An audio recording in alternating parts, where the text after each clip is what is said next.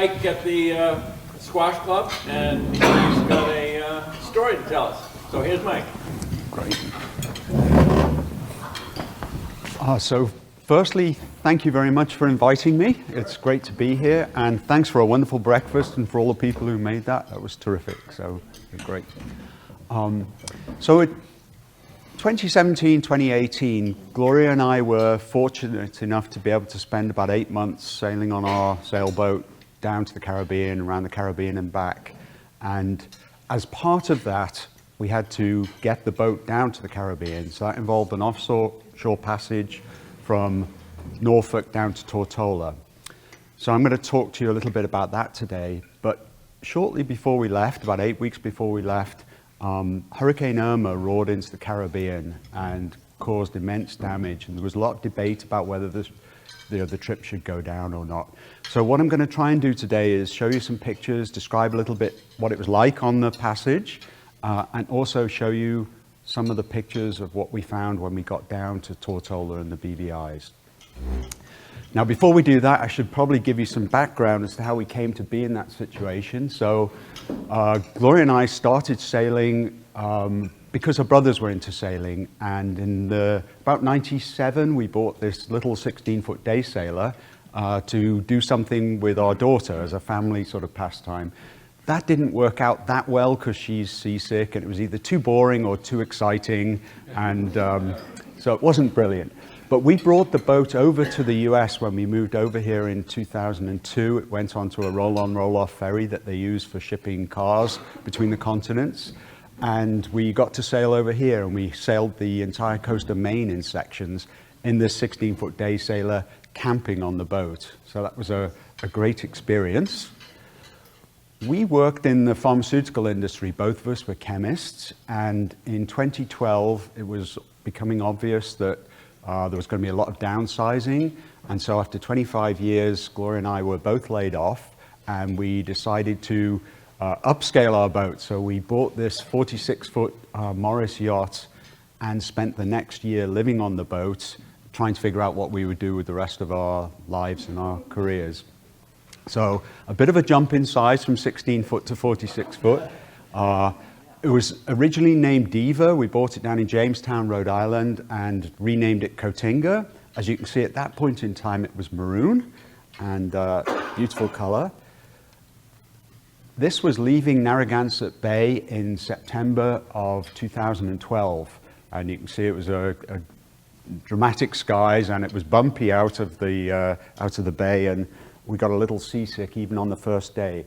But we had a marvelous trip. This is anchored in the Waccamaw River in South Carolina. Just very peaceful, wonderful trip down the coast. And we made it over to the Bahamas, where the water is spectacular. So this is during the day, traveling across the little Bahama banks, and then just marvelous sunsets anchored off Great Sail Key in the Bahamas. So we got as far down as Georgetown in the Bahamas. Spent a little time there, and then worked our way back up through the Bahamas and back to the US.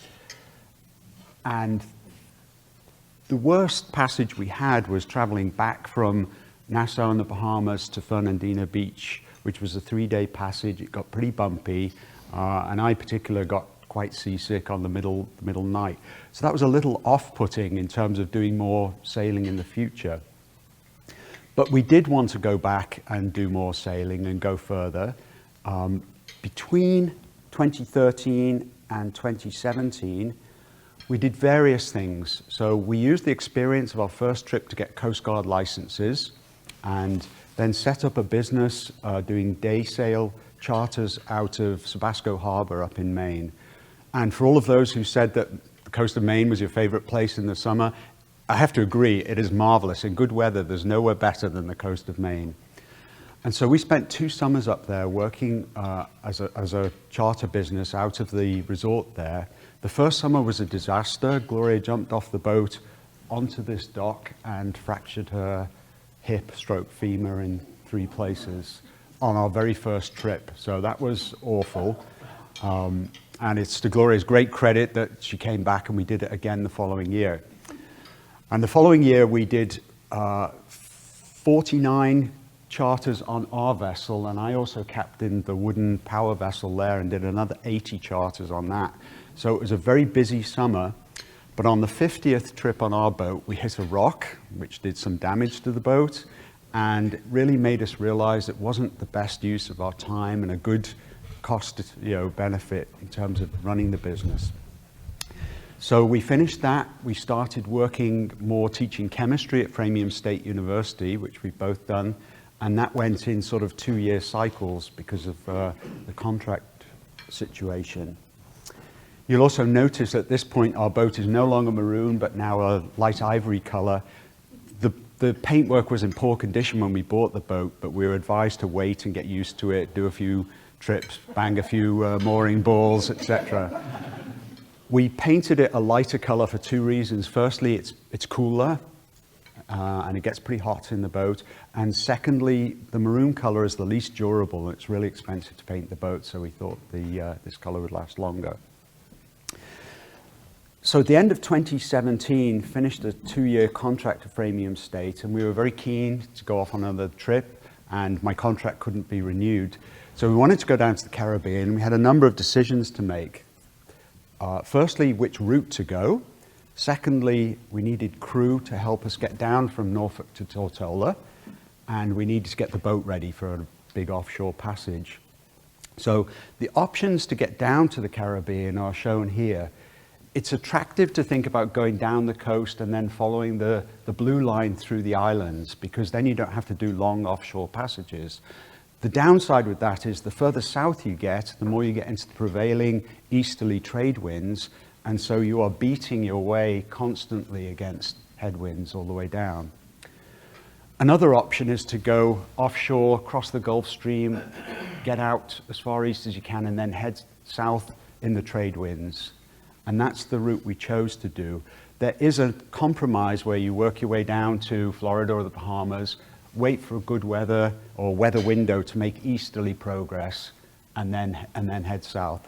We're actually going to try the green route this coming autumn, but for this trip we decided to do the offshore passage, and we joined what's called the Caribbean 1500, which is a rally of cruisers that go from Norfolk down to the Tortola.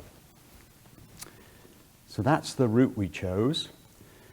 And then Gloria decided she didn't want to do the offshore passage, and she was going to be working that autumn, and so I was very fortunate to get some other crew members. Firstly, this is Brian Gawley, who just arrived. So Brian is another friend from the squash club, and was very gracious to say he would join us on this trip. So it was great having Brian along. And Rod is Gloria's brother, my brother-in-law. And here we are sailing back from Maine. We took the boat up to Maine to replace the rod rigging on the boat, which was the biggest job that we did to prepare it for offshore passages. It's a really well-built boat, and the boat had actually crossed the Atlantic twice before with the former owner, so it was very well set up. But joining the rally helped us get the various bits of equipment that we needed for the boat squared away. It was all inspected, etc. So this is Brian, Rod, and Gloria, and myself coming back from Maine on our shakedown cruise, and that went great until we got to the Cape Cod Canal, and the seal on the propeller shaft collapsed, and we had to get towed out of the Cape Cod Canal because we lost our ability to propel ourselves through the canal. And so this is the boat getting hauled out in Marion, Rhode Island, the end of August in 2017. So it gives you a sense, and we managed to get that repaired, and all was well. So it was a good shakedown cruise because actually it found some problems and we got the boat squared away. About 2 weeks after this, in early September, Hurricane Irma hit the Caribbean. This is not a picture of the hurricane. This is my picture, but I show it because this is what it looks like from the back of our boat in 40-mile-an-hour winds when we're anchored in a secluded bay. And it's pretty horrifying. And the winds that hit Tortola were sustained at 180 miles an hour. I can't imagine what that would be like, but I will show you the consequences of it when we get later into the talk. So there was a lot of debate as to whether the rally should go ahead. And in the end, it was decided the marina that we were headed to wanted us to go down there. They managed to get the modern part of the marina cleared up enough to accommodate the vessels. They wanted to get people coming back to the islands. And all the boats carried down equipment that had been donated, solar panels, solar equipment on the boats to help out. So we did decide, or the rally decided to go ahead. The first part of the leg from Rhode Island down to Norfolk was a 3-day trip, or it was 60 hours. And there was Brian here, standing at the pedestal. Rod, my brother-in-law, and a friend of Brian's called Sandy joined us. We had a fourth crew member for the 10-day passage. His name is Dave, who you'll see later. But he lives in California, and he wasn't available for this particular leg. So Brian, Sandy, Rod, and I sailed down to Norfolk. It was a very pleasant sail. Very nice out in the evenings, out on the water. It was a relatively calm sail. Here you can see Brian relaxing in the cockpit. The combination of a long day and the scopolamine patch, I think, really zonked us out. You were always wearing harnesses? So when we're offshore, we always wear harnesses, yes. And so we set out with the intention of always wearing them at night, but in reality, we pretty much wore them all the time in the day as well. And the boat is equipped with clip-ons within the cockpit and also straps that run out the full length of the boat, so you can always be clipped in if you have to go forward to do any work while you're under passage. What time of year? So this was the beginning of October in 2017, and we took the boat down to Norfolk. We left it there for a few weeks, and I'll explain in a moment. We didn't want to leave it later than the beginning of October because the weather starts getting rough up here, in the New England area. But the rally wasn't leaving until November. So we took the boat down to Norfolk. This is approaching the Chesapeake Bay tunnel, and the tunnel goes down here and comes up the other side. So it was a very, very pleasant passage, I would say, that particular one. It got stressful going up into the river and up through Norfolk at night with big vessels coming down and lights everywhere. So the last couple of hours were quite stressful. But we put the boat on the dock in Norfolk and actually drove home and left the boat there for 3 weeks during that period of time. And then came back the week before the rally was due to leave in the beginning of November. So that's Cotinga on the dock. Just various things to point out in the boat. We obviously have a radar up here in the cockpit. This is the outboard for the dinghy. We have a couple of attachment points here that we added, which allow you to add a sea anchor in case of extremely bad weather. It's actually not attached at the minute, but that's where that would go. And it's a very solid, very well-equipped boat. So prior to the rally, there was preparations that we took part in. It was an interesting week. This is Dave, the fourth crew member who took part in the 10-day passage to Tortola. And here the staff of the Caribbean 1500 rally are demonstrating how to inflate a life raft and all the equipment associated with it. I just want to point out the life raft. You can see it's pretty crowded. You've got these 4 big guys in there. Okay, so here's the thing you probably don't realize. That's a 6-person life raft. So you'd be pretty squeezed in there, I think. But it was a really useful week learning stuff. Most of the participants, there were about 20 boats, or 22 boats, 18 going to the Caribbean proper, 4 going down to the Bahamas. And most of the participants were, I would say, middle-aged people, either taking breaks from work or partly retired or whatever. But there were a couple of families with young children, and this is a girl called Loie doing flare practice down in Norfolk. So, yeah, lovely little girl. I think by the end of the week, my brother-in-law in particular, who's never been seasick in his life, started to get more and more nervous because there was so much discussion about seasickness. He started to wonder whether he might actually sort of succumb to it. But we did get going. I think it was Sunday the 5th of November we set out. And the reason for that is it's the end of, or much less risk of hurricanes, but the North Atlantic storms, the winter storms, have yet to start. So there's a weather window in November to get down to the Caribbean. So this is motoring down the Elizabeth River in Norfolk, passing some big ships. And they ran the rally as I want to say a race, but it was very a gentleman's race, if you will. You could use your motor if you wanted to, and then you just reported how many hours you motored, and that was factored into the eventual ratings of who won. This is off Cape Hatteras, and this is a boat called Tycho, you can see here. And I show this boat because they had some problems. So on the way down, their forward gear on their propulsion system failed. So they were forced to sail the entire latter part of the trip.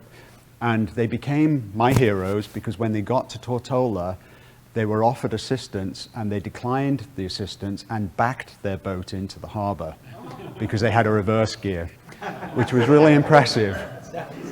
But also, towards the end of the trip, the winds went to the south, and we ended up beating into the wind, and we then just started the motor and forced our way in to finish. They didn't have that option. They had to sail their way all the way. So they were my heroes. And then this is also off Cape Hatteras on the first night. This is another boat called Pythias. Pythias ran into even worse problems. They broke their bowsprit, the thing at the front here, and had some problems sailing from there on. They went into Bermuda to make a temporary repair. The captain was encouraged to take on extra fuel, but declined, and they then ran out of fuel between Bermuda and the BVIs. They did get a fuel dump from a cargo ship, but the boat was crashing into the side of the cargo ship as they were trying to make the transfer. And by all accounts, there was a lot of crew dissatisfaction with the captain, and there was all sorts of issues on that boat. A third boat also had fuel issues and needed to get a fuel dump. And a fourth vessel had to divert to Beaufort, North Carolina because of engine issues. So it wasn't an easy passage for some people. This is the second day, or the beginning of the second day, out in the Gulf Stream. This is one of the faster vessels. This is Galileo, which is a catamaran, and so about a 50-foot catamaran, beautiful boat, very fast. And there they are in the distance, and that was the last vessel from the rally that we saw. So that was sort of the middle of the second day. For the following 8.5 days, we saw one container, one commercial ship, I think. That was it. So you think you're going on a rally, there's going to be a lot of other boats around. Not so much. It's very empty out there. We had our minor problems, I would say. We had some squalls that we had to deal with. I remember coming up one night, and I think it was Rod and Brian were on watch, and it was blowing 40 knots, and the boat was heeled over, and I stuck my head up, and they said they had it under control, so I went back down, and they did, and it was fine. So we had some squalls, which we had to deal with, but nothing too terrible. We did have some problems with fuel supply. So in the early days, we did do some motor sailing, so we used the motor to get across the Gulf Stream quickly, and in the middle of the first night, the motor conked out. And we ended up having to change the fuel filters, the water separators, try and get the motor started. That continued to be a problem for the rest of our trip and turned out to be due to, I guess, residues in the bottom of the fuel tanks that would clog the pipes. So that was probably the worst challenge we had. But most of the time, it was just beautiful. We had fantastic sunrises and sunsets. The weather was mostly just fine. In terms of seasickness medicines, myself, Brian, I think as well, used scopolamine patches. They were very effective for us, which is good. They do have some side effects. They can make your imagination quite vivid. It interferes with my eyesight. I had difficulty plotting the course on the chart, and it compromises your memory as well. So there are things that happened out there that I have no recollection of, or very little, which could be a good thing. So out there, we had a watch schedule. So for evening hours, we would be 2 hours on watch, 2 hours supporting the other person, so there'd always be 2 people in the cockpit, and then 4 hours off. And that worked pretty well. If I was to do it again, I would run the same watch schedule 24 hours a day, not because there was a reluctance for people to be on watch during the day, but there was a reluctance for people who were feeling tired to go below and actually get some sleep. So I think if you have a more formal structure, it makes you feel more relaxed about taking time off during the day. Because it does get tiring just because you're not getting that much regular sleep. Every morning we would have a radio net over the single sideband radio with other vessels as part of the rally. We'd share our positions. Dave plotted the various boats and tried to calculate a moving average to see where we were relative to other boats, share weather experiences. We were about in the middle of the pack, so the fastest vessels got through quite quickly. We were sort of in the middle, and then the vessels behind us got stuck in some bad weather. And at one point I remember hearing a radio message in which the vessel was saying, we are stuck in the middle of a 100-mile storm. And we could see it to the north of us, the black skies, but we were lucky. We mostly stayed out of that. We downloaded weather from a satellite phone that we had, and the rally would put out weather forecasts every day. There were a couple of days it got bumpy, and we did not want to do the messing around with the computer and the email, and then we just picked up the phone and actually phoned Gloria, and she filled us in on what the situation was with the weather. So we had up-to-date weather, and these are just photos that show that it did get bumpy at times, and just waves passing through. And it was just a very beautiful experience out there. We always ate well, so as well as a watch schedule, we had a cooking schedule that fitted in with that. And here you can see Brian, Rod at the back there, and Dave, and eating out bowls. And I could be wrong, but I think this is the shells that you brought along, Brian. It looks like it. So we had some great food. I could add that you can carry frozen food on the airplane. I had a big plate of that frozen shells. Yep. It goes right through the X-ray. Yep. As long as it's frozen. Yep. So you brought that from your home here in Massachusetts, flew it down to Norfolk, and we put it in the freezer on the boat. Yeah. And most of the time it's pretty boring, actually, and you just need to be able to relax and read your book or whatever. And of all of us, I would say Brian was perhaps the best at relaxing, and you settled in really well. You're a great offshore sailor, I think.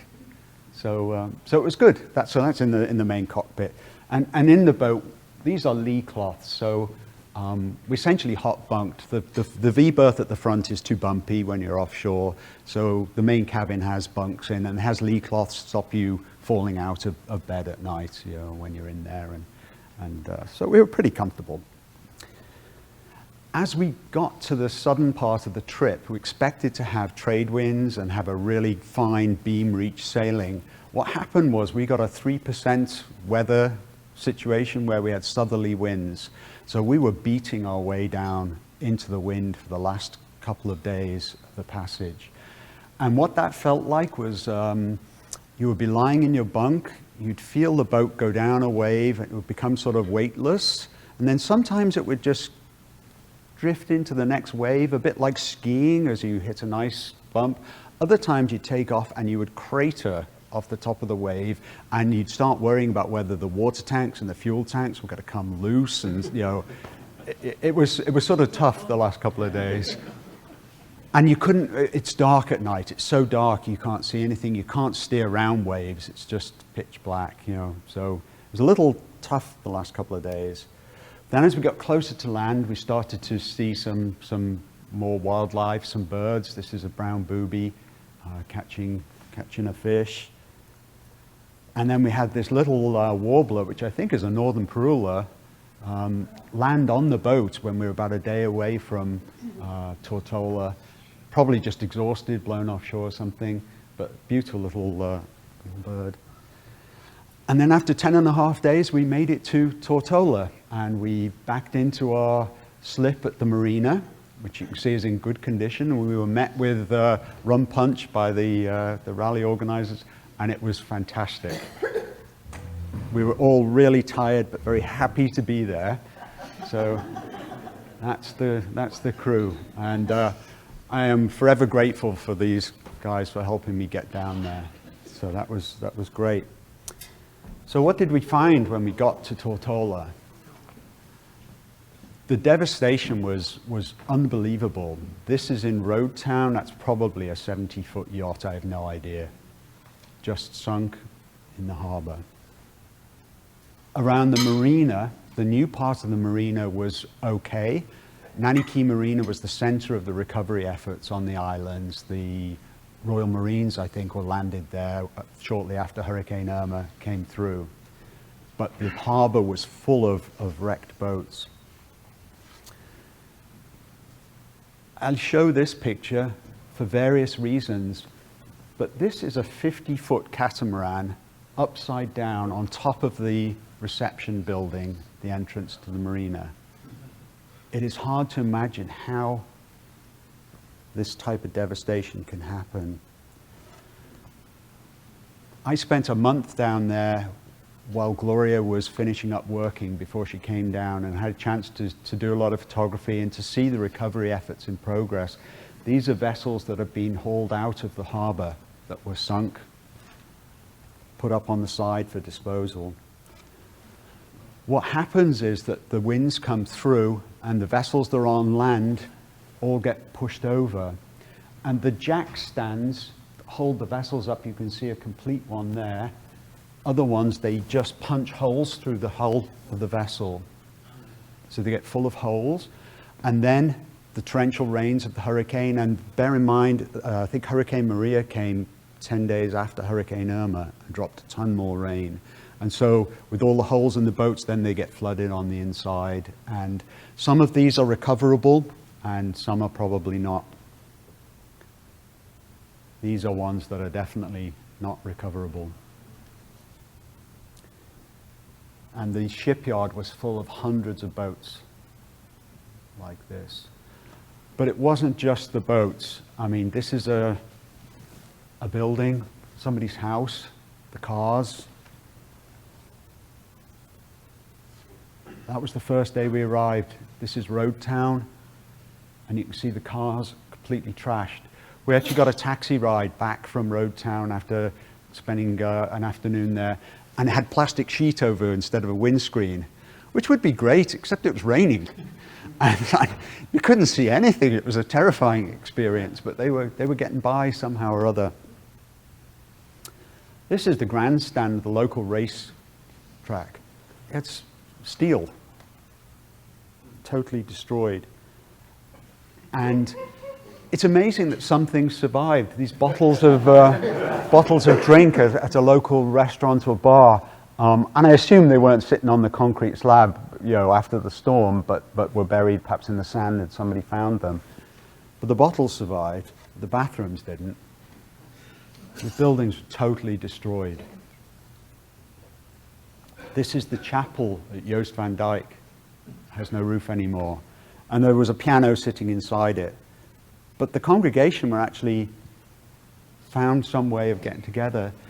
We stopped a couple of times at this cafe. This is down in Frenchman's Quay, the south end of Tortola. And when I originally went down there, I thought these were docks that had been destroyed during the hurricane. We subsequently found out the owner of the cafe was delighted now to have a waterfront view. It didn't used to. These were buildings. And they're just completely gone.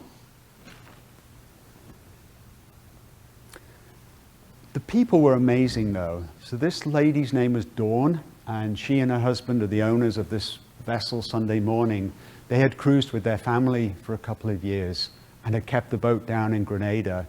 The previous year, they decided it was difficult to get to Grenada on a regular basis. They live in Beaufort, South Carolina. So they moved the boat up to the BVI's. Bad decision. The boat, they think, was probably washed ashore, punctured, and then flushed out to sea when all the waters receded and was sunk. And it had just been hauled off the bottom or floated off the bottom. and Dawn and her husband were recovering. They had some money stashed away, like a safety supply of money, and they were literally money laundering. They were taking this bag of money and washing it in a bucket to get the money back. So their boat was destroyed. As I say, there was a lot of diving work to clear the harbors, not just sunken boats, masts, rigging, etc., but a lot of corrugated metal from roofs that were blown off, a lot of diving work. And this is a sequence of shots that show you how they right the boats that have fallen down. So they have a big crane and they put the straps on it like this. And then somebody standing on the boat takes a second line and attaches it to a strap just on one side of the boat. So I'm pointing here. So this yellow strap. And then they literally just haul that second strap up and they just pull it right back upwards. And it takes about 10 minutes, and then they put fresh jack stands on. But in some cases, after they'd righted the vessels, you could see water pouring out of holes in the hull that would go on for days at the same boat. I don't know which of these are recoverable or not.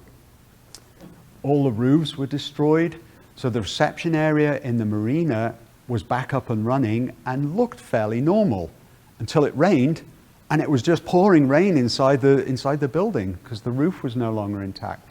But they had crews up there working, and it was really hot at this point as well.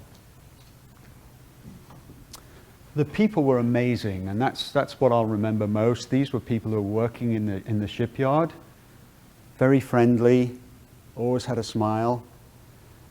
These guys worked for the marina, and the guy on the right did some machine work for us. Really, excellent machinist, engineer, and just getting things done and fixing up the boatyard. This is another guy that we met who was doing work on a boat down in Frenchman's Quay. These two ladies had a story to tell. So one of them had been, well, I guess they'd both been in their individual houses, but one had been in the house. They were sheltering, and literally the house blew away while she was inside it. And she was just hiding, she said behind a wheelbarrow, but I'm not sure if I got that right or not. The other lady has a 9-year-old son who was so traumatized that he would now be in bed, and every time he'd hear the wind rustle outside, he'd start to get really shaky and nervous. So we met people with all sorts of stories. This lady had lost her house and was now living at the marina in one of their rooms. And lovely lady, she was really happy for me to take photos of her, but she was sitting outside having a cigarette, and she was insistent she had to put the cigarette away before I took the photo because she'd promised her mum she was going to give up smoking. That's what she was most worried about. Very nice lady. And this guy was a ship's captain. He'd actually had the opportunity to move his vessel over to Puerto Rico before the storm hit. And so he saved his vessel. He was back in the BVIs helping out other people rebuild, get the place back in shape. And overall, I was so impressed with their attitude, and it came across the code for the Wi-Fi in the marina was FU Irma. That's what they had as their code, and just such a positive attitude. I will say that within the marina, things made tangible difference in the month that I was there. A lot of progress clearing up, getting started. As we were leaving, they were starting to get new charter vessels delivered, new boats delivered to the area. The same was not true outside of the marina. In the marina, there's insurance money available to start getting these things done, but for the locals, a lot of which don't have insurance, looked like things were going a lot slower. But hopefully, things will have proceeded. And I'll finish with this picture, because this is a banana quay, which is a really common bird in the Bahamas and the Caribbean. And it's a beautiful little bird, and in some ways it symbolized what I saw going on, because amidst all this destruction, it was making the most of it, because it was picking out fiberglass fibers from the hole in this side of the hull and taking them away to build its nest. So there were a lot of beauty there, as well as all the horror and destruction. But as I say, the thing that I remember most is the people and how positive they were, despite all the trials that they'd had to go through. So I'll leave it there, and happy to answer any questions. If you want to see more about our trips, this is our blog, and we went on to, you can read going back to 2012, but that blog's up to date till July of 2018 when we came back. And then Gloria and I are going to go take off again in September of this year and go on another, another long journey somewhere or other. So I'll leave it there. Thank you for your attention.